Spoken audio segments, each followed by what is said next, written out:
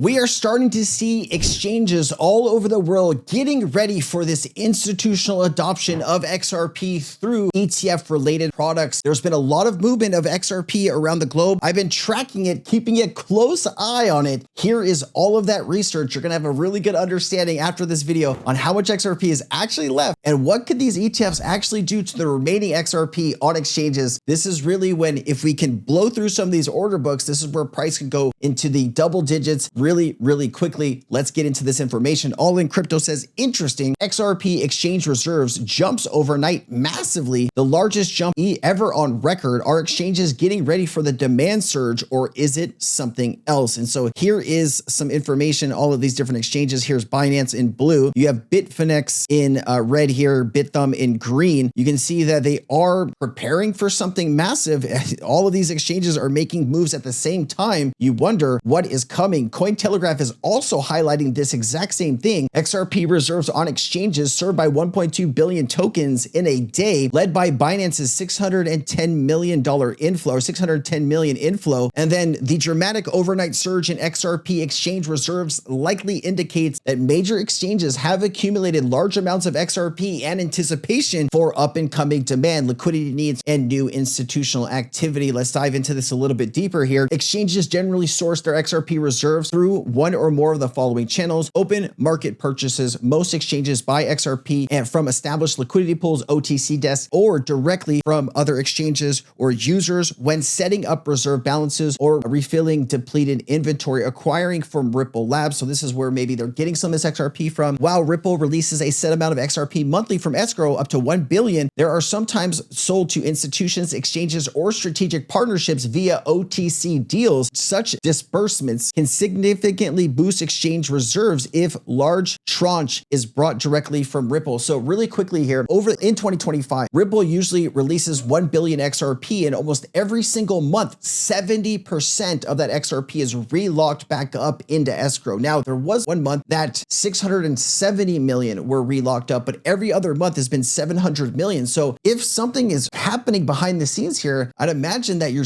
going to start seeing more and more of that XRP starting to be depleted from escrow. I will keep you up to date with all of that information on this channel. A portion of exchange reserves also comes from organic user inflow, customers sending XRP for trading, often during periods of increased activity or bullish sentiment. Ripple's role in exchange liquidity. Ripple Labs is the single largest holder of XRP, controlling the monthly release and circulation of new tokens through escrow system. Exchanges may enter direct agreements with Ripple to obtain bulk XRP for market making or institutional on-ramping. However, most of Ripple's releases ultimately end up circulating through OTC desks, exchanges, or institutional wallets, depending on current demand. Current market drivers behind the spike. Several factors could explain why exchanges just massively increased their reserves: anticipation of institutional ETF demand, preparation for high trading volumes without causing liquidity disruptions, regulatory clarity, and growing acceptance among traditional financial institutions, organized accumulation from cross-border payment corridors, and large retail inflows. A lot of information is actually being provided by this account, XRP Liquidity. If you want to follow this person, they do post a lot of really good information. This is actually a post from August 16th. It says, I guess this is where I need to start. Ripple has been buying open market XRP for 3.5 years and adding it to ODL. Equivalent of all XRP in circulation has been sent to ODL the week of Ripple win against the SEC, August 18, 2024. And we are now tracking the spillage. Retail reads are in the pin. And so they're just posting a lot of up-to-date information. I'm going to go through some of this information. I just want to highlight this account. They've been posting this. Coinbase, 8 cold wallets remain, each holding 16.5 million XRP, a report says. So Coinbase has been preparing. Coinbase selected by BlackRock to provide Aladdin clients access to crypto trading. So if anybody at BlackRock wants to start buying XRP institutional level, they can do that through Aladdin. Vet here says 30-day XRP balance on exchanges. I like that. Get your XRP off the exchange self-custody. As you can see, before this, XRP was starting to be depleted from exchanges. People were moving it off exchanges into their personal wallets. And as you can see here, there's been a lot of movement of XRP through exchanges. Here's Binance and some Coinbase and some other exchanges here. This is Coinbase's cold wallet, and this is kind of going out. Massive amounts of XRP, 1.7 million,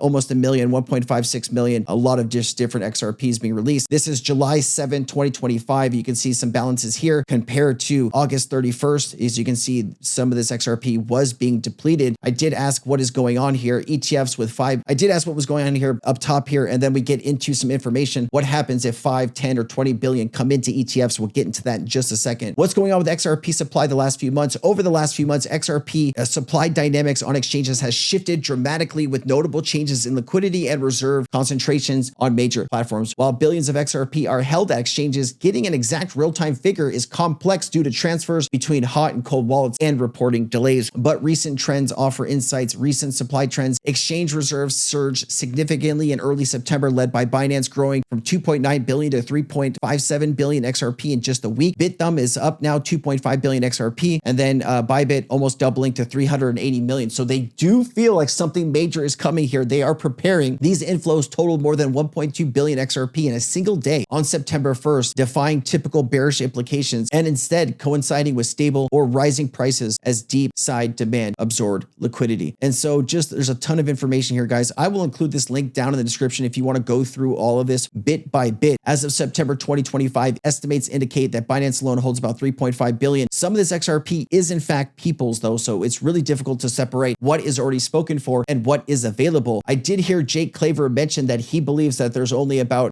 2 billion to 3 billion XRP left on exchanges. I've seen other analysts predict 1.5 to 3.5 billion. So there might only be just a few billion XRP on exchanges. Now, if ETF inflows 5 billion to 20 billion in inflows, what kind of pressure could that do for XRP's shock supply? This could be possibly absorbing most of the liquid XRP left for sale. Recent estimates from analysts and blockchain explorers consistently suggest that 1.5 to 3.5 XRP might be truly available on exchanges for immediate purchase. Supply dynamics: the combined holdings of top 10 exchanges is about 14 to 16 billion XRP, but remember, some of this could be spoken for. Actual float available for purchase is far less, 1.5 to 3.5 billion. And then of course, if we start getting some massive amounts of inflows, here is 5 billion, 10 billion, 20 billion. This is giving an example of XRP at 250. Obviously XRP is at $3 now, but how much XRP could be sucked up through these ETFs, right? Spot ETFs require XRP to back the funds. And so they're going to be buying fresh supply off the open market. And this is what I believe exchanges are preparing for. Now, if you could imagine, even if XRP is at $3 or $4, if $10 billion were to go in, that's over 2 billion XRP gone. And if there's only 1.5 to 3.5 billion XRP actually out there, can you imagine what would happen if the supply goes to 100 million or 50 million XRP? That is where stuff can get extremely interesting. And that is what people like myself are hoping for towards the end of the year here. There's also other places to get XRP.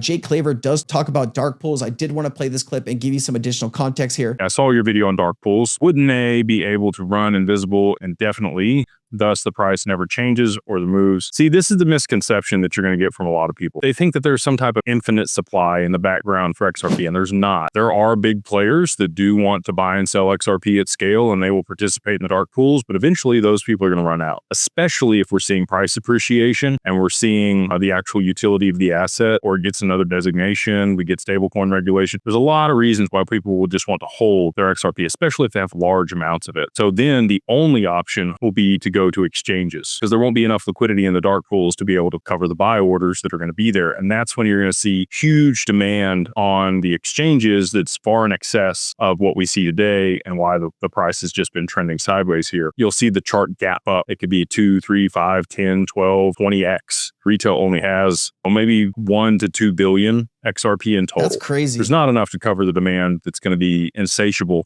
Out of 100 billion XRP, Ripple controls about low 40 billion. There's only 1 to 2 billion XRP that actually is owned by retail investors. Isn't that an insane number? Like a few thousand people in the world that hold over 500,000 or a million XRP. There's only so many people that have 100,000 or 50,000 XRP. This is, the argument that if XRP is going to be used on this massive scale, why are they allowing regular people to pile in? Isn't that going to make them rich? And when you look at 8 billion total people in the world and only maybe 3 million people actually own XRP, imagine this. You are the public and they make this big switch to blockchain and infrastructure and the stock market and all of this stuff happens. They're going to say, we gave everybody the same opportunity to buy this asset. It was out there for over a decade, often being under 25 or 30 cents. Everybody had the same opportunity. Why didn't you get in, right? That is going to be their answer. And so I'm like, you know, at least we spent the time to understand all of this movement and really be a part of something truly incredible and special. We really don't know how this is all going to turn out, but we really have a guide and a framework of how we think it's going to. And so far, over the past few years, our acknowledgement of the stock market and the bond market and the derivative market, all of this coming on chain has been absolutely spot on. So you start to wonder, what else are we right about? Exchanges and spot ETFs and futures market and all the other things that are going to transpire here. They're going to have to move to exchanges, and it will have to push the price up to a level where people are willing to sell. And most people in the XRP community or XRP family, they're not giving it up for anything less than 3-4 digits. Yeah, bro, you ain't taking my XRP for $5 or $10. Ain't happening. I'm taking that to the bank. I'll die with it. I'm just kidding. So I just a little bit more information on dark pools because people do wonder about this. And I thought Jay Clay gave a good response there. Dark pools for the XRP ledger are private off-exchange trading venues primarily used by institutions to move large blocks of XRP without triggering public price shocks or alerting the broader market. They are neither inherently good or bad, but come with beneficial and adverse effects in the XRP ecosystem. Now, think about this. You're having these big institutions buy and sell XRP. Obviously, if they're buying XRP, you want that to be, in public, so the price goes up. But if they're selling masses of amounts, you don't want that to affect the price in the chart. Also, if XRP does go to a value that we think it could in the future here, you're going to want a place that you can sell some of this XRP without affecting some of the market. And I know some people are going to say, Sensei, I'm never going to sell my XRP. I'm going to go out and take loans against it. All good. Everybody has a different strategy and not everybody's going to fall into the same bucket. Just want to express that with you,